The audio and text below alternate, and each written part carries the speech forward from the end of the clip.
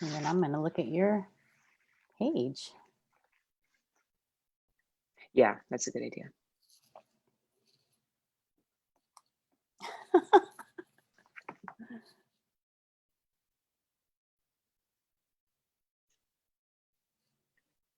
All right. Good morning, everybody. Buongiorno, and welcome to a Monday coffee chat on the road.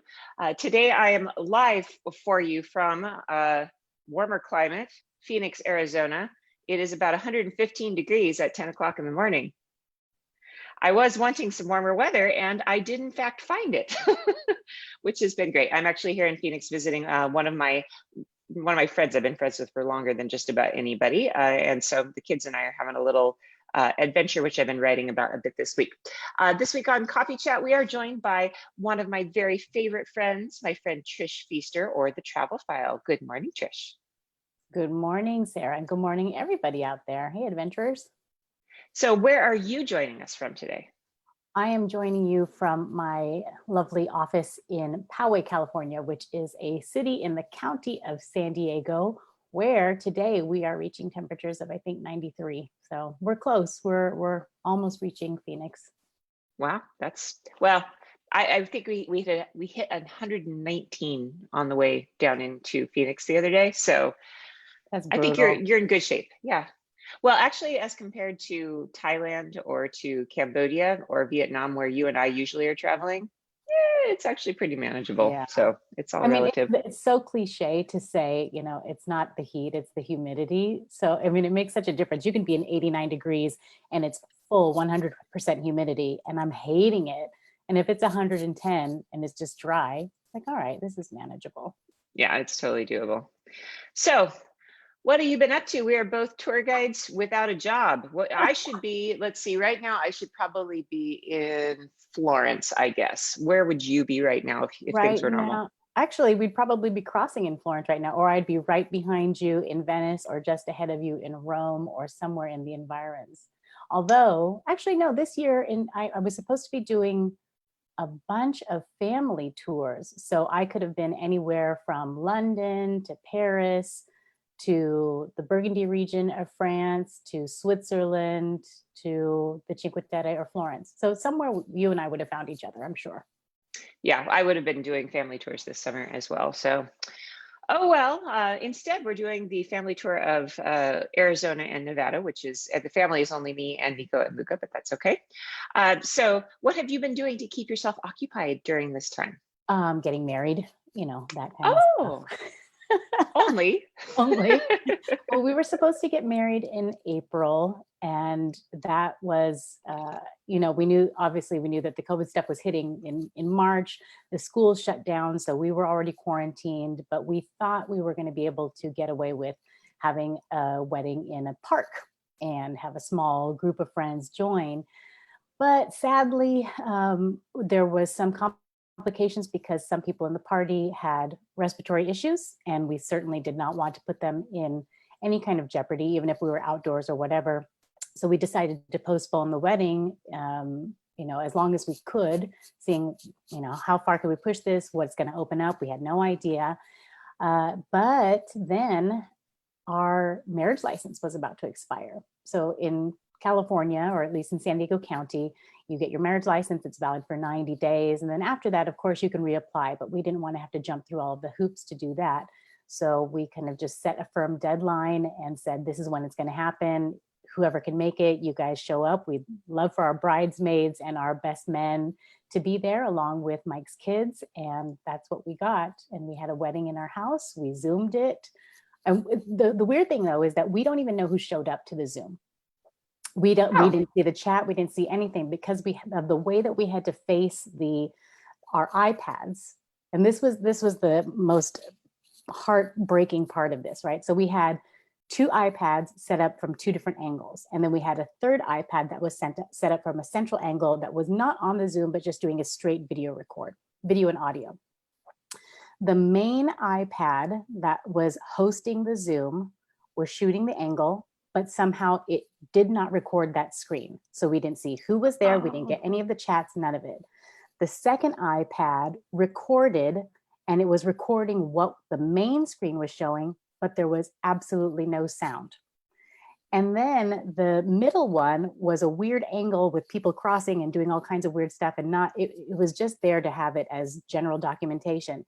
So I pulled the audio from that last iPad and meshed it with the video from the second iPad to create our wedding video. Wow. But we still don't know who showed up to the actual wedding. So I know I know did. that you were there. You were there. I was there. And family members were there, but beyond that, we couldn't even tell you. Were there 100? Were there 40? Were there 7? Who knows? I think there were around 40. I think it was. I know that me and Mary and William were there, other people I knew. So, yeah. And actually, it was weird because I was on some device that day. I can't remember what it was, but I couldn't. Oh, my phone had run out of power, so I was on my laptop. And people that I know who were on that the Zoom call were texting me, and they're like, "Why aren't you texting me? Do you not like me?" And I'm like, "Oh no, actually, I just didn't have my phone." And I was too busy watching how beautiful you were coming down the aisle, down your stairs. So what you couldn't see, and thank God there wasn't actually like a photographer there or a videographer that could come really close, because there was just snot coming all down mine. I was crying so hard. It's so uncontrollable that I had to cover. I think you might have seen the part where I cover my face with my bouquet, and I'm like, "Oh, I just need a minute. I just need a minute." And there's just, it was not a pretty picture. Thank God I had enough tissue. Oh, but you were a beautiful bride. So very exciting. A COVID bride. Unfortunately, it wasn't the weekend that I was thinking it was going to be. I was going to come down there and we're going to have a great San Diego weekend, but we will eventually. We will. And it'll be a big party. And I'll be so thankful when you can come down and visit again. Yeah, that would be very nice. So I am, as you know, on a little trip this week with my kids, just because we want to put our toes into the water of like, what is travel now and how can we do things safely, even in our own home country. But you've been on a few little trips too. So what about those little trips you've been on, and what has your experience been venturing out away from home? Your Minimoons. Our Minimoons, because out of necessity, because we had to cancel, this was our grand plan, right? So our grand plan was to have a major honeymoon, and we were going to go to the Cook Islands. And that was set for November, which is still kind of on the table, but who knows? And then every time we would travel somewhere, we were just going to call those our Minimoons, and to have our little romantic thing and just celebrate life and be happy together. Because Mike and I, we've known each other for 28 years, and life has just made us do a bunch of this, a lot of this, and then finally we're on the same path. So we're like, we're going to celebrate all the time, everywhere we go. We had a Minimoon scheduled for Hawaii. That got put on hold because of the 2-week quarantine that they were imposing. So we ended up doing a couple of getaways. The first one was to Santa Barbara, which was great. We stayed at the Hotel Californian, not California, but the Hotel Californian. Pretty swank hotel, beautiful, beautiful site.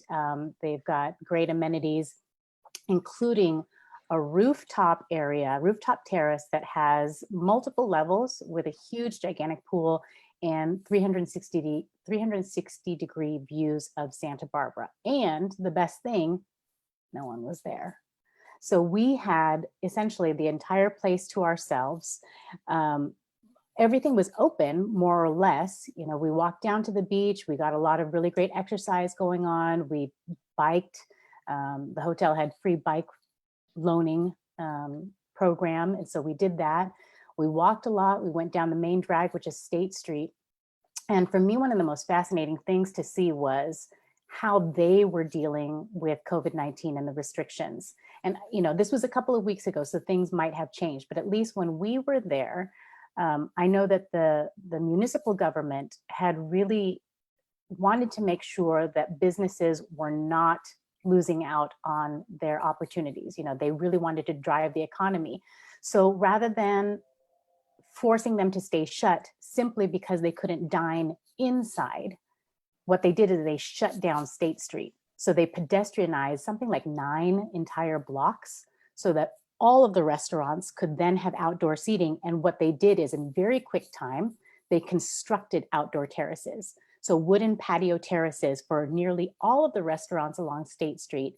And it was just thriving. It was so great to see people still socially distancing, still wearing their masks, but being in an outdoor space that invited the community in, invited visitors in a safe way, but still allowed for the economy to thrive. And I thought that was fascinating.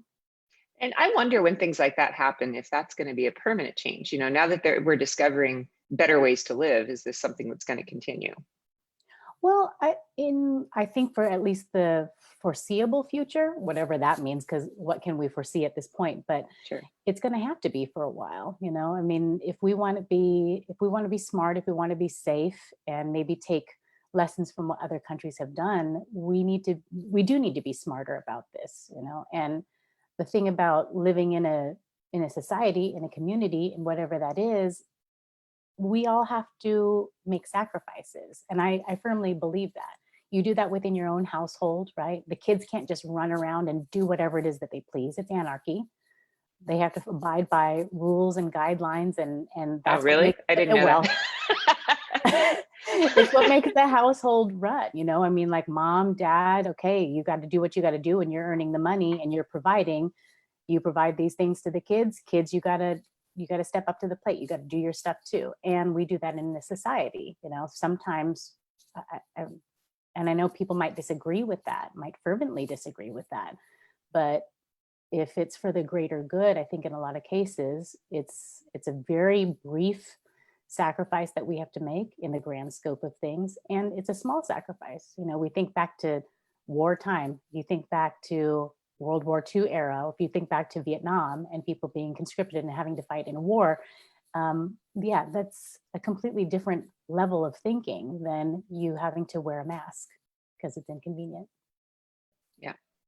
Well, and beyond the mask thing, I'm also just noticing at least that I've never been good enough about being, tidy with what I touch and with the objects I interact with regularly, and wiping things down. And just that sort of paranoia now is really maybe a good thing, because now I'm starting to go, oh wait, my phone is really like a cesspool. It's really disgusting. And yeah, I Oh, mean, I think should about how clean mine more disgusting. often. Yeah, I'm cleaning my phone. I actually got home yesterday. We went out for tacos, and I came home and I went straight to the sink. And luckily I have an iPhone that can take a little bit of water. So I washed it all down with soap and water, because I was just like, okay, this is disgusting. Actually, think about all the things that we touch, and touching my face and my eyes. I mean, I didn't even realize I did that stuff as much as I do. I got these giant glasses because they're now shields, so that I don't stick my fingers in my eyes. That's so smart. I mean, yeah, I have become a lot better about not touching my face. I didn't realize how much I used to touch my face until now you can't, literally, Yeah. because you're blocked by a mask, or just because you're so much more conscious of it. But Yeah. that's an easy thing too. Even if you Yeah. did touch something gross, stop touching your eyes, stop touching your nose, stop touching your mouth. You'll mostly be okay. Yeah, so yeah, you're mostly okay. But that's the thing I'm thinking, is that going forward, and also you and I are both guidebook researchers, and so part of our profession is inspecting hotels. Right. And I have noticed, we stayed at the Venetian and we stayed at a Holiday Inn Express, and wow, the hotel cleanliness standards are now what they should have been all along. Right. So what did they Like, take out of your rooms? Because what I know, in addition to that Santa Barbara honeymoon, where they did take out, like they physically took out a bunch of the amenities. There was no hair dryer. I mean, you had to request that, which I guess is quasi normal, except that they just didn't want to have an extra thing to have to clean. But when I called down and I said, could you please, I'm not sure if I'm not finding it, but could you just send up a hair dryer? And they said, do you really need that? I mean, that was the question they asked me. Do you really need that? And I'm thinking, yes, I really need it. Sorry, I'm a little bit primpy of a girl. So yes, I do need it. Please send it up. But they took out, in another place, they took out the TV remote. Yep. In one other place, they kept the TV remote, but it was so wrapped in plastic, so prophylactically, protected from everything. Like, all right. I think that's a good thing. I'm not sure, but yeah. crazy. Well, it was the same kind of thing at the Venetian, although when we went to the Holiday Inn was way more super careful. Like you go up to the desks and they had plexiglass boxes that you had to stand in. And then they had, no irons, no hair dryers, virtually nothing in the rooms. You had to ask for all of that stuff separately. So that was kind of interesting. And at first I didn't understand the logic, but then I thought, wait a sec, yeah, because those are little things with details and you'd have to really get in to clean them properly. And then for breakfast, they were just doing like a takeaway breakfast, which wasn't that exciting, but you know, it was a nice gesture. They could have canceled it altogether. Yeah, they could have completely canceled the breakfast altogether and not given us anything. So, you know, I appreciated all of their efforts, but the thing I found fascinating was just the details only you and I would notice. You know, it's like you look along the edges of the carpet to see how well it's actually been vacuumed. You get down kind of on your hands and knees and you look under the beds. You look kind of at the caulking around the shower. Like those are all the places I look to find out how clean a place is. And it's super impressive the way these hotels are actually doing this stuff, probably for the first time. And for me, I'm a little bit of I'm messy, but I'm clean. Like clean is important to me. You know, my house may have crap all over the place, but you could lick my floors and you'd be fine. But yeah, that for me, this is a good thing because I keep thinking, well, maybe this is the way things are going to be from now on. Yeah, absolutely. Well, and also from an environmental standpoint too, and I don't know if this is true where it happened at the Venetian, but I would guess it is that they weren't doing, because they didn't want to introduce any other people into your room unnecessarily for your safety, for theirs. The cleaning wasn't happening until the end of your stay, or unless you specifically requested it. So for example, in Santa Barbara, we stayed there 3 nights, no one entered our room, which I think for me was great. I don't need you to tidy up my stuff. I'm an orderly enough person. I know where everything is and I don't need all of that wiped down or whatever. I don't need my towels replaced, you know, every single day. It's wasteful to the environment. So from that sense too, from a health standard and also from an environmental standpoint, I think that's a positive direction. Yeah, they actually did clean my room at the Venetian. They came in every day, but they knocked and they waited until we left. And they seemed really, really on top of the cleaning kind of thing. I don't know if this will persist, but I really do hope that this is a good change because yeah, airplanes especially, I know you and I both have gotten on airplanes and it's just like, oh, when was the last time this was clean? 1974? Right. Yeah, so do you do the whole like, do you wipe down your tray with hand sanitizer and cloth? You know, I never had done that before, but it was really funny. As soon as we got onto the airplane, the Delta airplane to come up here, even if the plane I thought comparatively was sparkling clean, Nico pulled out his wet wipes and he just wiped his entire seat, his armrest, the screen, everything down. Yeah. And I should have been doing that all along because I think about all the times that I've gotten colds getting on or off airplanes. Right. And I mean, I think that as tour guides, that's probably one of the most common things we see is people who arrive on a tour and they're sick and they caught it on the airplane. Right. So I don't think it's personally, I don't think it's the air system. I don't think it's the filtering. I think it's just the germiness of the environment. Mm-hmm. So the other thing they said on the plane that I thought was really shocking is they made an announcement about all the things Delta is doing to make the flight experience better. And one of the things they said is we've increased our filtration systems. So now we have super pure air. And I was like, you could have done that the whole time? Yeah, like what did you have before and why not? Like, really? You could have been doing this the whole time. Huh, you just chose not to. Huh. Okay, all right. So yeah, but I'm getting reports from travelers who follow my page, very different experiences based on the airline. My parents were on Spirit. They said Spirit was also clean, but they also are making people sit in every seat. Delta has every other seat blocked off, which is great, except for that I was with my family and they still wouldn't let the 3 of us sit together. Oh, is that right? I thought that they would let families at least sit together. No, they made us book seats that were separate, which kind of seemed like a waste of space to me, honestly, because there are 3 of us. We would have taken up a block. I mean, I'm not going to complain. I'm 6'2" and Luca's 6'7" now. So yeah, I know. So he's like what, 16? He's 15 and he's 6'7". So yeah, so we were happy to have extra space, but it seemed a little unnecessary in that way. But yeah, I've heard mixed reviews of American and some of the other airlines, but it sounds like Delta and Spirit were actually pretty decent. So anyway, but you felt perfectly comfortable with that because that's a thing that we're considering too. Is, you know, it's still summer and you still want to do something. We'd love to be able to visit Mike's parents in Arkansas, but we are not simply for our safety, but for his parents' safety. We don't want to go on a plane, be in an environment where we could potentially catch something, and then bring it to his parents. Like for us, I guess we're probably pretty resilient and we take very good measures, but I would hate to put my in-laws or my other family members or friends in a position where I've made something happen. Do you know what I mean?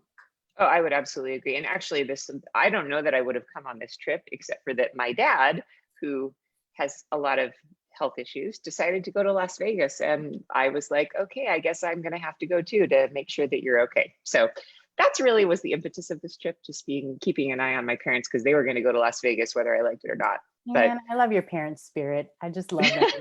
Give them a big hug from me, because I miss them too. They're hilarious. But they were very good about, always having their face shields and their masks on, and all the other precautions.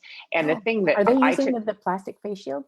Yeah, Dad got the plastic face shields, and they both really like those because that's something they can do more consistently. My mom has a lot of issues with having things on her face. So wearing a face mask is really, really difficult for her. But the face shield, it's not 100% the same, but at least it's a better precaution than nothing. So how is that for them with the fogging up? Because I would then feel like I'm in a tropical rainforest, just having all of that humidity, my own breath coming back at me in that face shield. Or is there enough gappage where...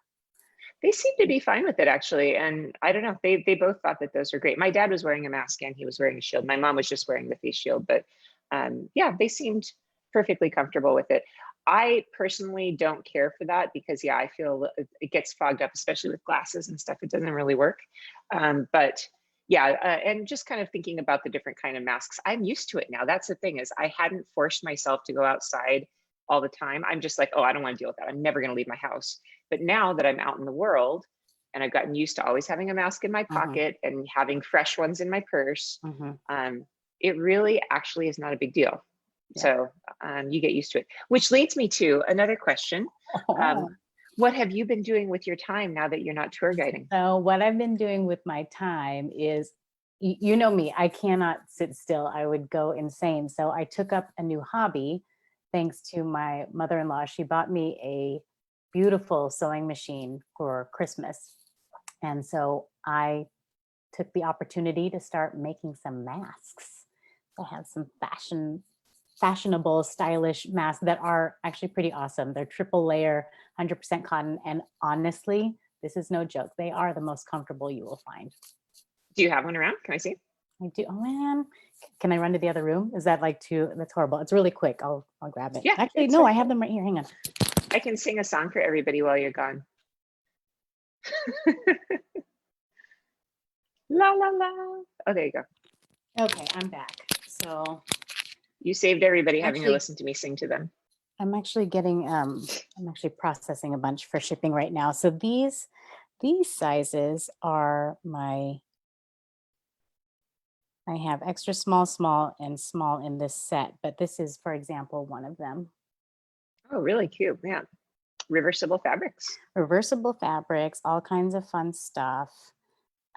If you are into the Avengers and Marvel, as I am, because I am a Marvel freakazoid, you have this. Iron Man, Hulk, Thor's hammer. You actually were the one that got us started watching them, the Marvel movies. I'd never watched them. Oh my God, because they're so good. They're so good. But you need to also watch all of the other TV shows too. So well, Agents of S.H.I.E.L.D., Agent Carter. You need to watch Agent Carter. So good. Only 2 seasons, sadly, but you need to watch that. So going back to your mask thing, you're producing masks. You are out of stock at the moment, but you will have more soon. Well, and for those of you guys watching, I'll put up the information when she's restocked again. Yeah, absolutely. So I've got a ton of stock for kids sizes and preteen sizes. What I need to restock up on are my men's and my women's sizes. Those kind of blew out the door pretty quickly.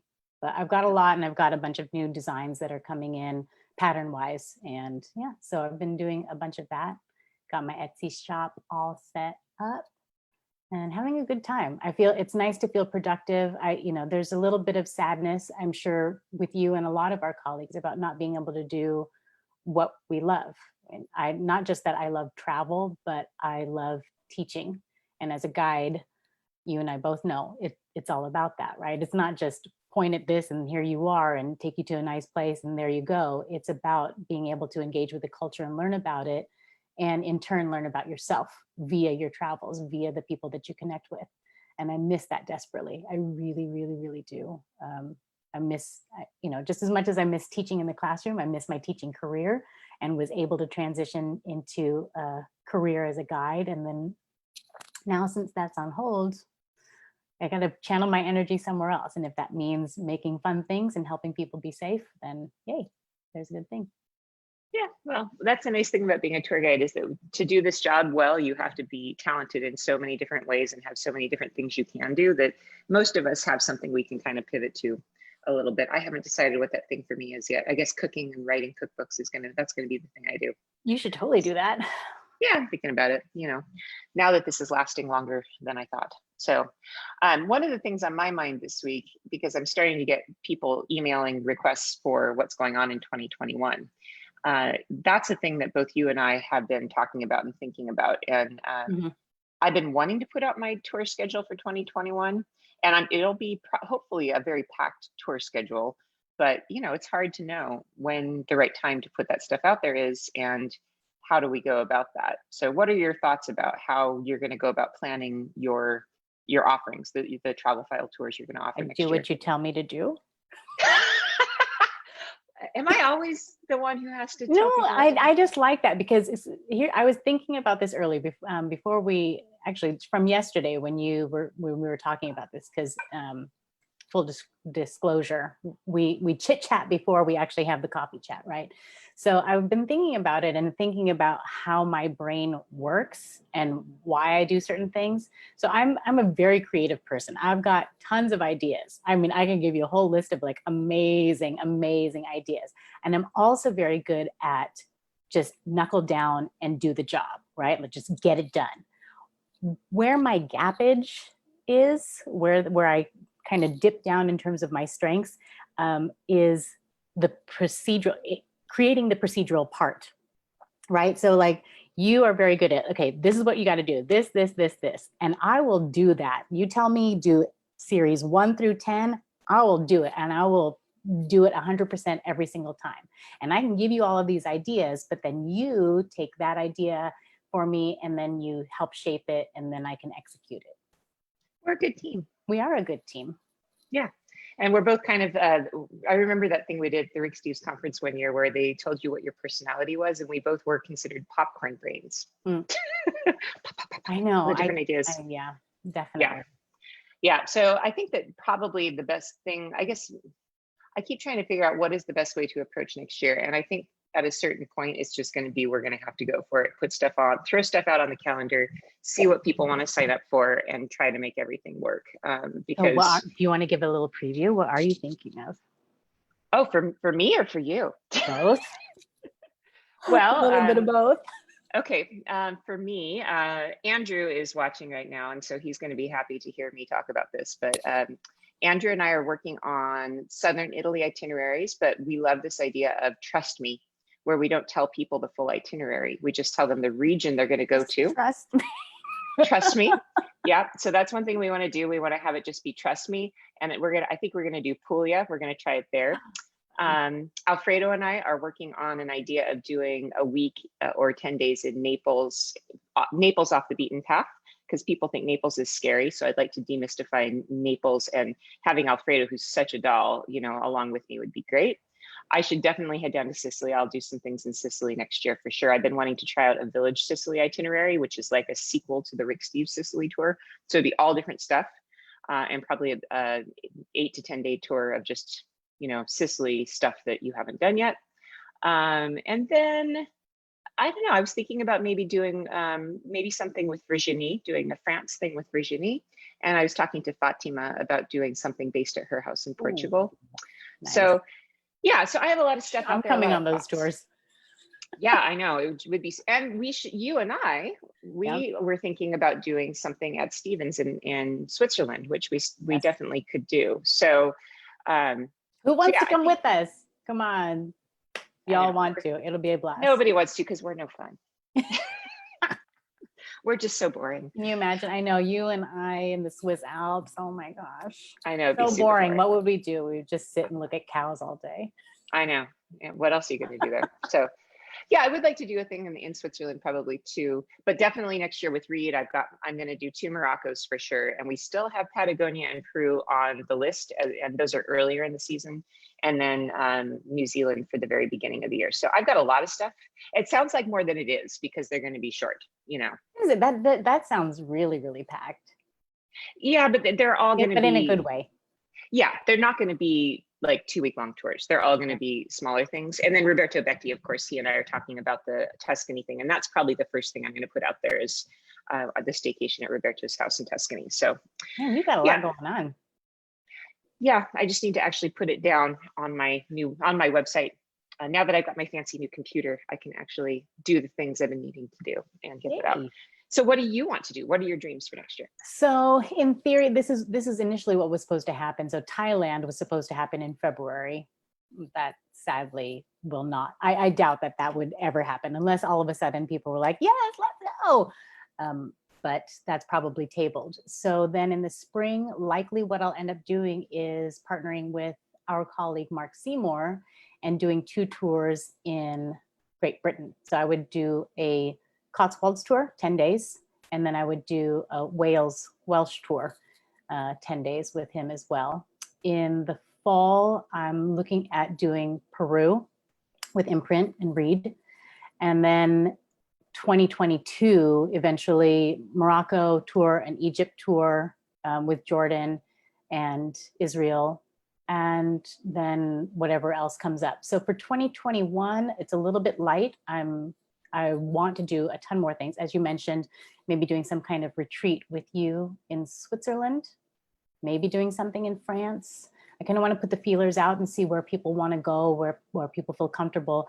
And obviously the biggest hurdle is going to be what are going to be the restrictions, right? So if for you, it's a little bit easier because you have European passport, which I do not have. And so what are the restrictions going to be on US travelers? How long is that going to last? I don't know.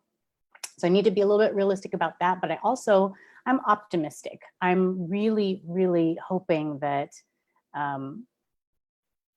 people are going to do what they need to do to make sure that collectively we all have a safer, healthier environment, and that eventually a vaccine will be available and allow travelers to be and feel more at ease. Yeah. Something that occurred to me actually the other day is that even right now, Canadians are allowed to go. And I have an awful lot of Canadian travelers that usually go with me. So right now I've been thinking, oh, I guess this year's shot. But on the other hand, there are Canadians out there who want to travel. So that's something that's been kind of rattling in the back of my head. I wonder if it would be possible to just put together a really small, tiny little group to do something even this fall with Canadians or people who are non-United States citizens, because I can still make it over there. Oh yeah, one way or another. So that's something in the back of my mind. But who knows? Maybe we'll have to look at getting some other temporary work. I'm not really sure, but it's a strange time. That's for sure. But the thing is like you said, as tour guides, and I think this is one of the great things about what we do, is that because it requires so many different skill sets, we're adaptable. You know, you and I and our colleagues, we're going to figure out things and we're going to find new options. And a lot of our colleagues already have, doing their virtual tours, creating their own blogs and doing articles, you know, all kinds of different things. It's an opportunity for all of us to branch out, to dive into our creative corners in our minds and in our souls and just express them. So we're going to find it. I'm hopeful for that. I have to be an optimist about that. So Trish, do you want to give people a little teaser about what the project you and I are working on? Trish and I have been busily working since about April on something. Do you want to give people a teaser? Has it been since April, really? I do want to give a teaser. Yeah, so I had an idea one day, as I always do. all of my friends, when I say I have an idea, they're like, oh God, another idea. But I had an idea one day. And so I wrote up a little document saying, here's my idea. And I don't know. And Trish has decided to jump in on my idea. Do you want to talk about it? I do want to talk about, like, well, I don't know, how much are you wanting to tease right now? I don't know. I don't. I'm so excited to tell people about it, but I don't want to Let's just give the say whole this farm away. first. It's not okay. It's Sarah's idea, but it's not just Sarah and I. No. It is a ton of our guide colleague friends who are amazing. First of all, they're just wonderful people, right? They're incredible human beings whom, if I didn't know them, I would already want to know them. And two, they're so smart and so knowledgeable and so gifted. And we wanted to rely on that well of creativity, of intelligence, to create something to help travelers be better travelers, to engage with the world, and to, I don't know, see what's out there. And also to be able Enough of to, a tease? I think it's pretty good. And I guess the other main point of this is to help people to enjoy and indulge in the spirit of travel indefinitely, as long as we can't travel. Yeah. So we want to create a new path for people to connect with our colleagues, connect with us, and to keep learning and keep exploring, even if they're still at home. Right. And also, part of the idea behind the project, in my mind, as it's been formulating, is there's a lot of people who in the next few years are going to age out of travel. They're not going to be able to get on a plane for whatever reason. And how can we create something, a presence, a web presence of some kind that can help those people who are going to be armchair travelers in the future? How can we help them in a more interactive way, rather than them just watching what we're doing? How can they become a part of it so that they have the experience of actually being there with us? So there's a lot of different thoughts going into it, but it's a project that hopefully is going to give all of us something to do, but also some way to investigate new ways to do our work in the future, something completely different than we've done before, but utilizing all of our skills and being able to bring a new energy into the travel journalism market, I guess you could say. Does that sound right? I think that sounds right. but you're right. And I'm glad that you bring up that point about armchair travelers, or this, uncertainty of physically being able to travel at this point and however long that might last, and whatever your, whatever your lifestyle set is right now, right? So some people, even if you could travel right now, maybe you don't have the disposable income to do that. Maybe you don't have the time off, whatever it is. But to me, and I think kind of what our philosophy, what our idea about this is that travel is a mindset, right? You travel not simply to go from point A to point B. It's about the experience. It's about what you learn. It's about what you encounter. It's about how that changes you, how you see things are, even if they are different than what you do, that there is commonality and there's humanity to that, and being able to reach out into that other space, even if it's virtually, I think can affect a lot of people. I hope can affect a lot of people in really positive ways.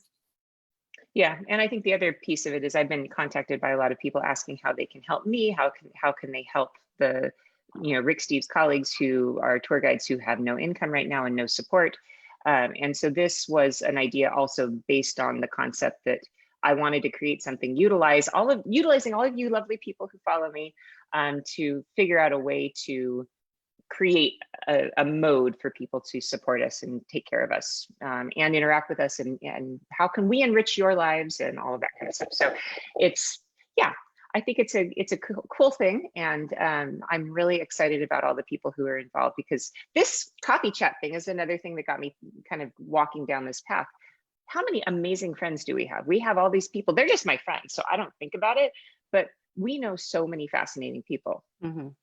I mean, with a ton of different skills and so much different knowledge. So just to even pick their brain or like learn a thing from them, it's so cool. And the strange thing is that we wouldn't, again, we know them as friends, and so we know that, but we wouldn't have gone down this path unless forced to deviate towards this path, right? If not for COVID-19, these opportunities don't necessarily present themselves. So it's kind of a strange silver lining to be found in all of this. It is. And I think one of the great blessings of all of this is working on the project with all of these different colleagues is how much more connected to everybody I feel. I feel like we're better friends and we're closer Mm. than we were in the past, because I mean, even you and I, we've always hung out together and talked and stuff like that, but we talk all the time now, which is actually wonderful. And I just think investing more in the relationships with all of our colleagues has been super rewarding also. I So totally agree with that. yeah, so August 1st. Are we gonna make it August 1st? That's the tentative launch date. I don't know. Okay, let's make it August 1st. We can do it. Okay. All right. I've nailed you to the wall now, girlfriend. There's so good. There's just like so much to do, but it's good. I mean, I'm glad to have somewhere to channel my energies and do a lot. And thankfully, we have a lot of colleagues who are on board and helping and collaborating. So it's good. Yes. Yeah. So this is a project that's going to launch on August 1st, and I'm very excited. You're going to see it on the Travelphile. You're going to see it on Adventures with Sarah. We're all going to be talking about it and telling you what our plan is. But yeah, it's a great way to kind of take all the pieces that we all have individually and putting them together and making something more interesting and beautiful than what we had before. So do you think people now are like, but I still don't understand what it is? Like, you tease me, but I don't really understand. Yeah, probably, but that's okay. That's okay. We'll tease a little more in the next serious. couple of weeks. I'm okay with this mystery. What have Sarah and Trish been up to lately? Which is always a good question. Always up to no good, I'm pretty sure. Yeah. Oh, I got to send you your mask. I made it last night. Yeah. I was actually thinking about making some masks for myself, because the one thing that I learned when I was in Vegas is I need a place to stick a straw for my margarita. Can't do that with a mask on. So, you know, how are you going to have fun if you have to have a mask on? Easy. Just, you know, make a hole so you can get your straw in there. So, oh, can I advocate one more thing? So, you know, we're talking about our little Minimoons and your family vacations and all of that stuff. So we talked about Santa Barbara, but the other 2 Minimoons that we've done so far have been to the casino resorts in San Diego County, which has really been, so not quite Vegas, but a lot of fun, not crowded, very clean, as you talked about. And we have one particular casino, Verona, and they claim to be the cleanest casino resort in the United States or in the world or something like that. But then they're really on top of it. You can't hardly touch anything. Okay, here I have to admit, we play blackjack.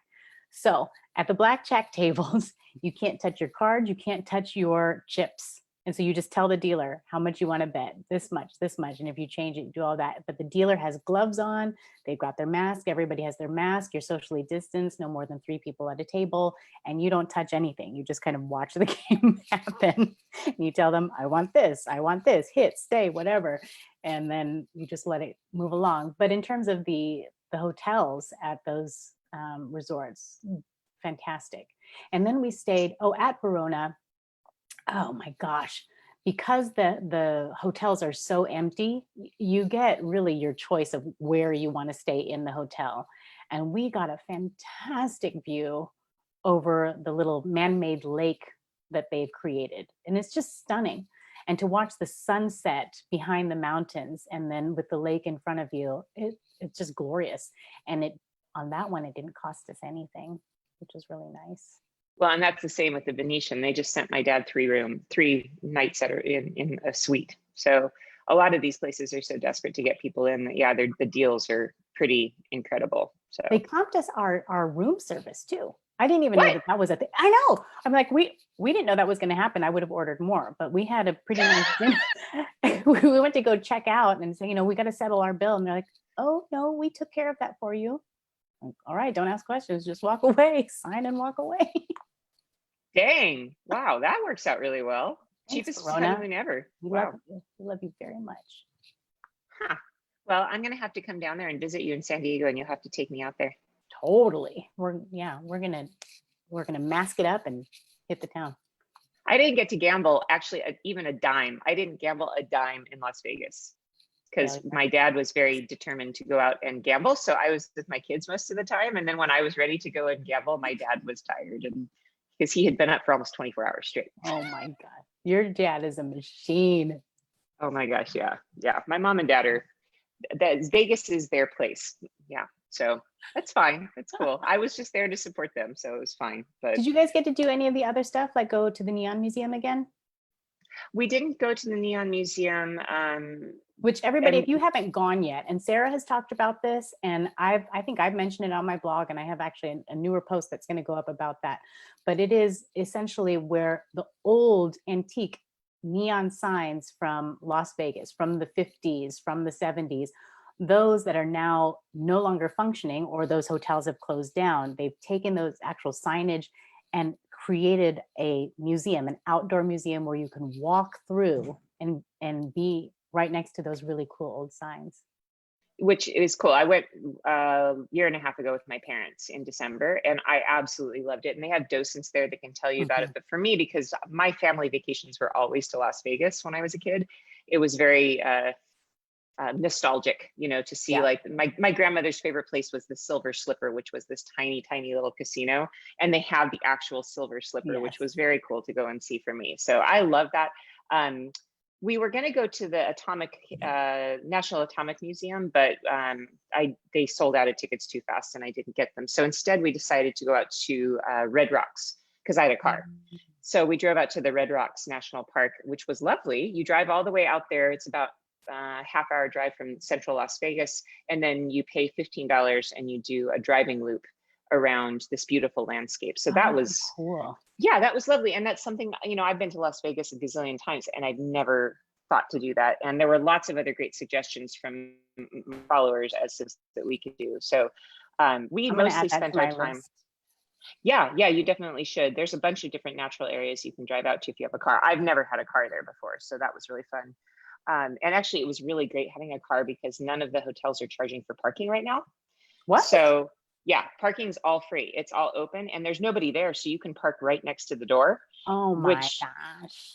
It was great because my dad can't walk all that well. And so it was really nice and super efficient because with 5 of us, we could just hop in the car and then just zip from casino to casino. Because really all we wanted to do is the kids wanted to go and just see. We wanted to show the kids, oh, look at the glass sculpture in the Bellagio. Oh, let's go now and we'll see the, you know, the volcano down at Mirage. So it was kind of fun to be able to just go boop, boop, boop like that, which wouldn't have been possible. Dude, I'm going to hang up and I'm going to take Mike and the kids now. We're leaving. Bye. Well, be sure to call the Venetian first and see if they got comp rooms for you. We'll check it out. So anyway, yeah, that was really good. And driving through the desert was really fun, except for it was 119. And I kept thinking, I don't think cars are meant to drive in this temperature, but no, what do I know? Doesn't the rubber just melt into the asphalt and you just get stuck? Yeah, that was definitely my feeling. So one other question on my mind that I wanted to ask you about, because you are a former Disney princess. A lot of people don't know that, but she is a real life, actual Disney princess. I just was reading this morning the news about Disney World opening up. Yep, there's Pocahontas. That is an actual portrait of Trish. Although you are not Native American, but that's okay. I'm not, but I'm ethnic. So it's close enough for Disney. And actually you do look almost exactly like Pocahontas, so that works. You know how long ago that was though? Because this is a major anniversary this year. 20 years ago? 25 years ago. Wow. 25 years ago is when the movie came out, June 13th, excuse me. Yikes. And I was an original. Let me just be clear about that. An original Pocahontas. How many Pocahontas were there? Technically we're not supposed to be talking about this because it's like Disney secret kind of stuff. I mean, like you're not supposed to talk about the behind the scenes kind of thing, but in theory, I mean, if you were a logical person, you would realize that if you have Disneyland open from 8 o'clock in the morning until midnight and you're open 7 days a week, can one person do it all?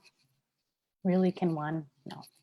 I'm just going to have you think about that. And maybe 6 people would be enough. Okay. And maybe there was a ranking order. And maybe at the first year I was number 3. And maybe the second year I was number 1. So you are didn't mean anything. You are actually the number 1 Pocahontas. I knew that, you know. Oh. You're number 1. But I love my Poca sisters. My Poca sisters are number 1 in my heart. They are. They know it. Love you guys. So then the question is that they opened up Disney World yesterday. How do you feel about that? Okay.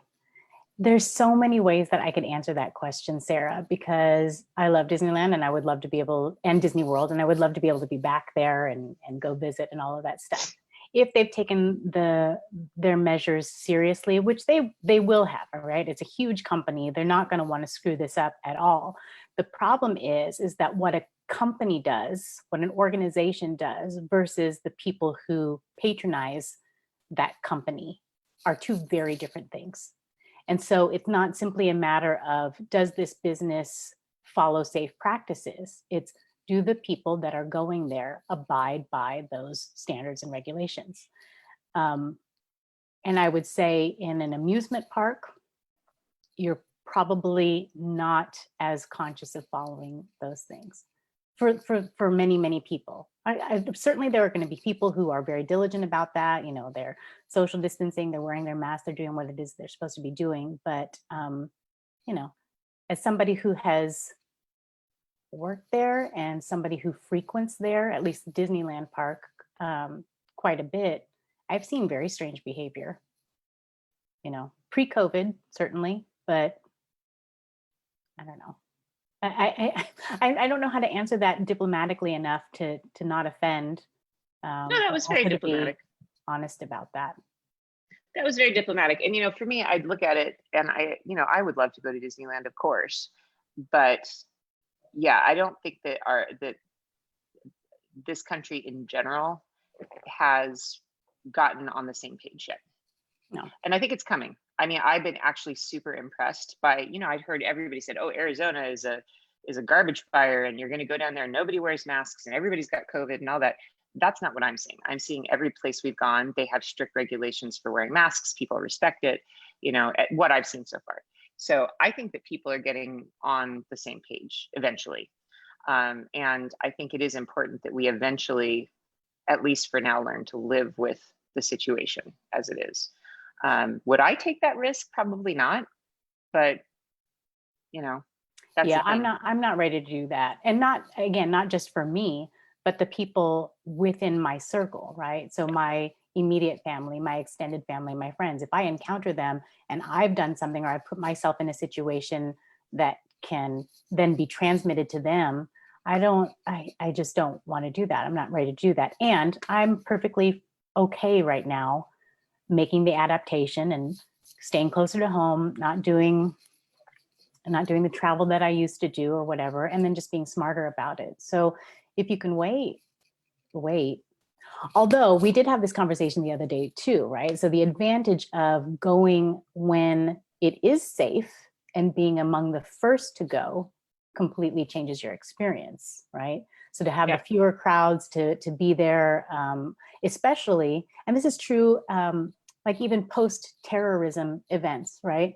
When security suddenly shoots through the roof and everything is on high alert, it's actually safer to go right then rather than to wait. So I don't know. I mean, I can go back and forth in my own mind a lot on that, but I think ultimately, if you take your safety into consideration and your personal needs and concerns for your family, then that's the smart choice.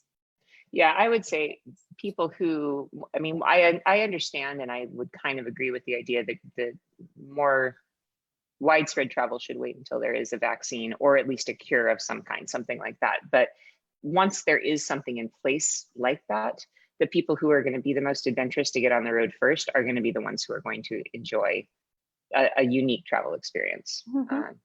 There'll be lots of room, that's for sure. There'll be, you know, even just what I'm seeing now. I mean, it was shocking to me how there was nobody in Vegas. We had it all to ourselves. The Grand Canyon, which that was a real head scratcher to me because the Grand Canyon, it's a natural area. It's not like it's packed together kind of thing. And yeah, we had the whole thing to ourselves. I mean, they have parking lot for hundreds of cars and there were maybe 10 cars in the parking lot. Yeah, it was insane. Now you're making me want to go again. It's been honestly almost 40 years since the last time I was at the Grand Canyon. That sounds weird to say it, but it's probably been about 40 years. Wow. Well, I need to go. It's about 119 there right now, so I might wait. I can wait. I waited 40 years. I can wait a few more months. It's fine. Yeah, and I know that we miss some things because they don't have all of the observation points and stuff open, but we saw what I felt was enough to see, and we got a nice hike in and all of that kind of stuff. So I Nice. really felt like it was a great experience for me. And national parks, I feel like, you know, if you're willing to do that and you don't mind, I mean, you don't mind driving. So was It's that the pretty cool. first time your boys had seen the Grand Canyon? First time I'd seen the Grand Canyon. So I want to know what their impressions were. They liked it. They thought it was really nice. They're not real hikers, so they didn't really, and Nico's very, very susceptible to heat stroke. So Mm. I was really concerned about him the whole time just because he's very delicate that way. But they thought it was really beautiful. They thought it was impressive.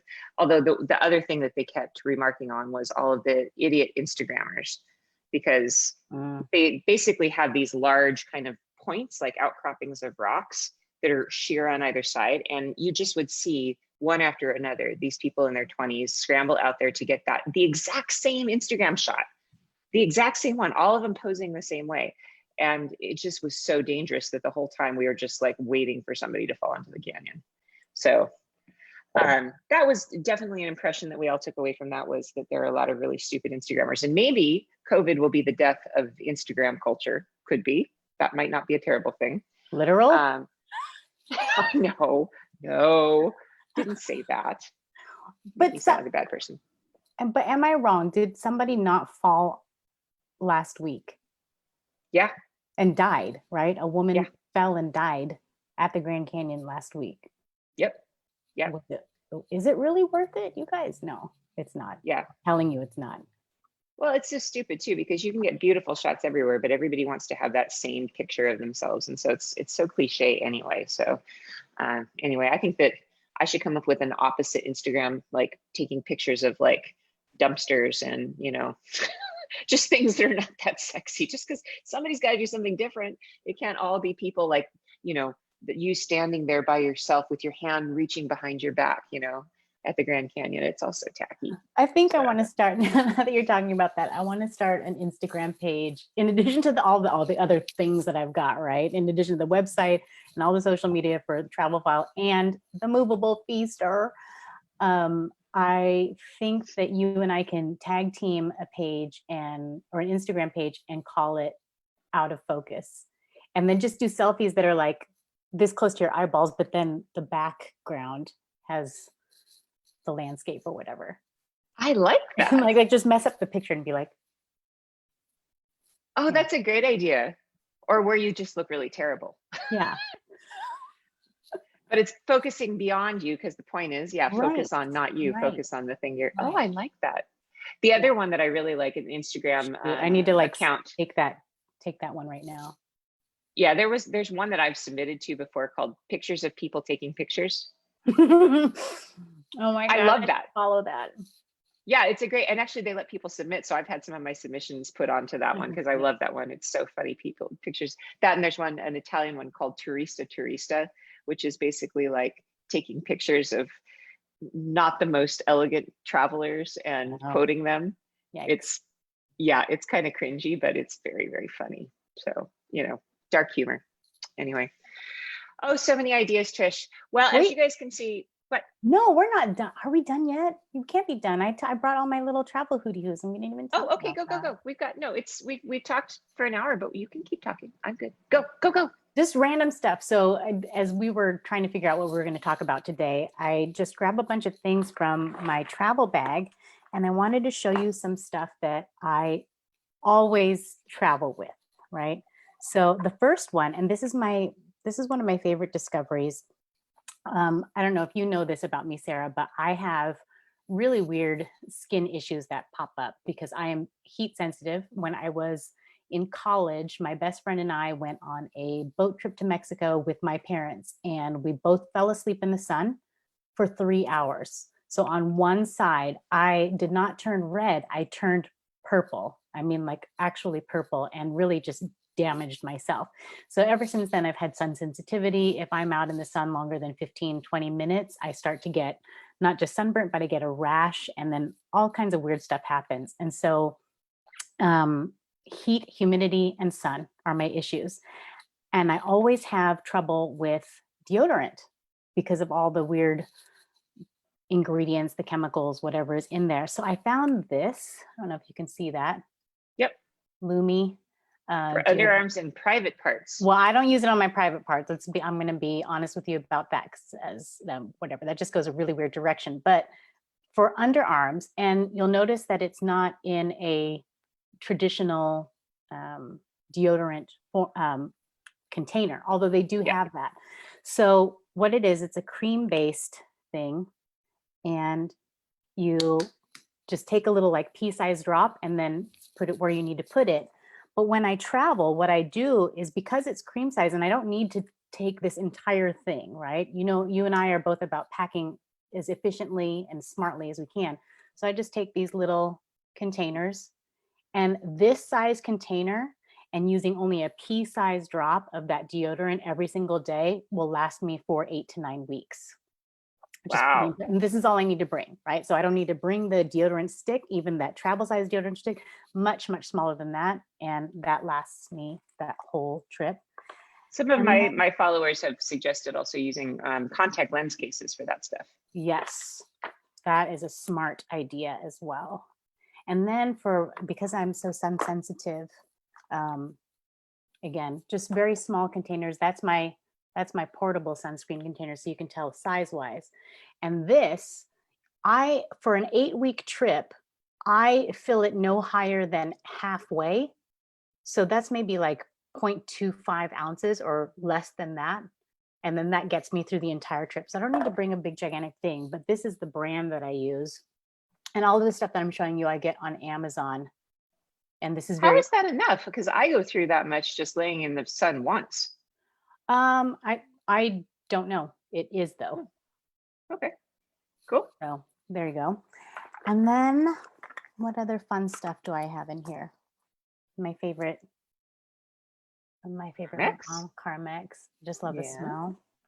And then this is my other new fun thing that I'm liking. For those of you who need a little bit. Total hydration. Is it like a lip balm with a color? Yeah, lip balm with color. So it's really nice. It's not too tacky. I mean, in terms of the viscosity, right? So it's not tacky at all. And just a little bit of color, a little bit of hooty-hoo going on right there. I enjoy that very much.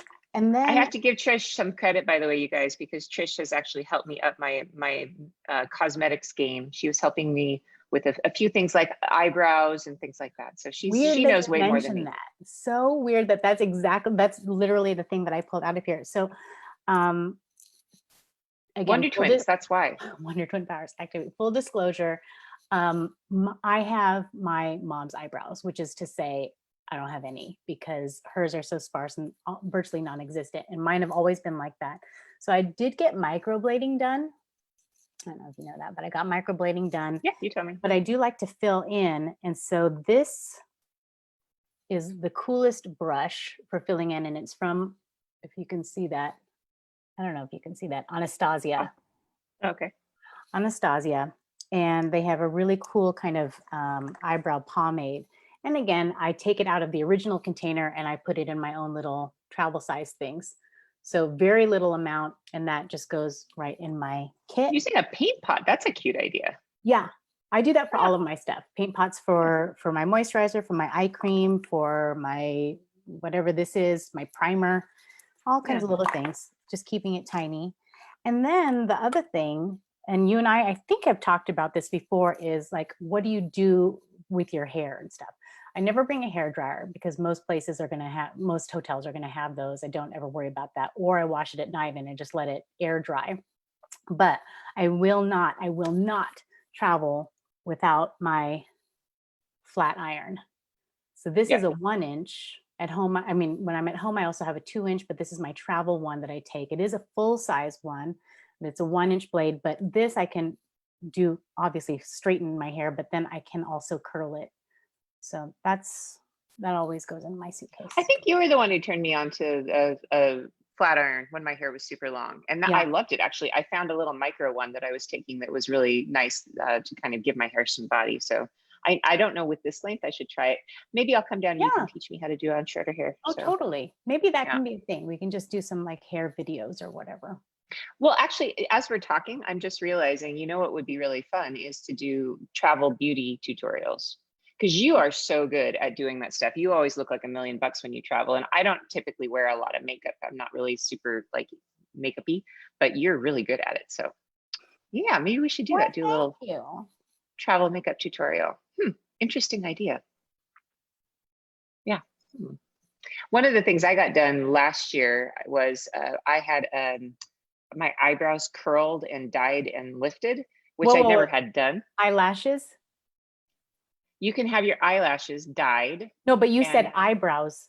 Oh, eyebrows, eyelashes, sorry. No, like, not eyebrows. Really? How do you do that? Yeah. No, the eyelashes. And actually getting it done was terrifying, but it was actually kind of a cool thing because then you don't need to wear mascara. Yeah. So, and I'm so lazy. I just want to do all the things that'll let me fall out of bed. I did eyelash extensions, which I love. They look so beautiful, but I don't think that's something I would do like all the time. I do that maybe once a year just for kicks, but I don't think it's very good for your real eyelashes.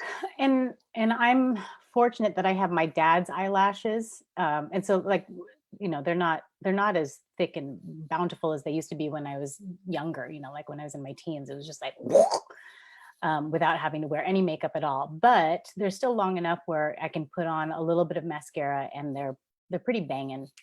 But the brand that I use, I should have brought that down, is L'Oreal Voluminous. And that I think is just magical.